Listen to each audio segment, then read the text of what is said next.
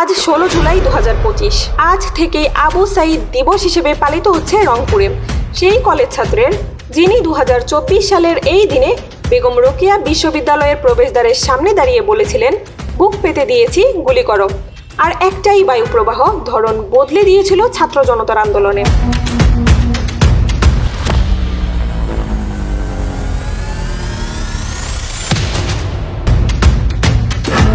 যখন ঐতিহাসিক বৈষম্য বিরোধী কোঠার প্রতিবাদ আন্দোলন রংপুরে ছড়িয়ে পড়ছিল, তখনই আবু সাঈদ দেশকে দ্বিতীয় স্বাধীনতা এনে দেবেন এমন প্রত্যাশা ছিল সকলের।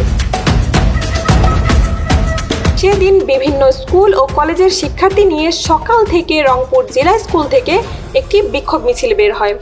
হাজারো জনতার সঙ্গে বিশ্ববিদ্যালয় ক্যাম্পাসে পৌঁছালে ছাত্রলীগ, আওয়ামী লীগ ক্যাডাররা শিক্ষার্থীদের ওপর হামলা চালায়।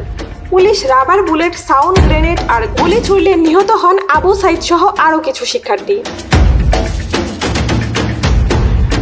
ভিডিও ফুটেজে দেখা যায়, গুলির মুখোমুখি দাঁড়িয়ে আবু সাঈদ বুক সেরিয়ে বলছিলেন, গুলি করো, আমি প্রস্তুত। মুহূর্তেই তিনি মাটিতে লুটিয়ে পড়েন আর হাসপাতালে তাকে মৃত ঘোষণা করা হয়। আন্তর্জাতিক সংবাদ মাধ্যম দ্য ওয়াল স্ট্রিট জার্নাল তাকে বাংলাদেশ ট্যাঙ্ক ম্যান হিসেবে অভিহিত করে, উল্লেখ করে তার মৃত্যুই আন্দোলনকে দমনের বদলে নতুন প্রাণ যোগায়। সে সময় ঢুকে পড়ে হাজারো শিক্ষার্থী, মিছিল থেকে শুরু করে সংঘর্ষ। নিহত হন অন্তত 6 ছাত্র, যাদের মধ্যে অন্যতম আবু সাঈদ। পর্যায়ক্রমে গ্রেফতার ও বিচার শুরু। অন্তত 26 জনের বিরুদ্ধে অভিযোগ দায়ের হয় আন্তর্জাতিক অপরাধ ট্রাইব্যুনালে। বিশ্ববিদ্যালয় প্রশাসন কিছু শিক্ষক ও কর্মচারীকে সাময়িক বরখাস্ত করে। প্রভাবশালী দলে ক্যাডারদের সক্রিয়তার অভিযোগ ওঠে। আজ বেগম রোকেয়া বিশ্ববিদ্যালয়ে চলছে স্মরণ অনুষ্ঠান, কবর জিয়ারত ও মানববন্ধন। পরিবারের পক্ষ থেকে দিনব্যাপী দুস্থদের মাঝে খাদ্য বিতরণ ও আলোচনা সভা আয়োজন করা হয়েছে।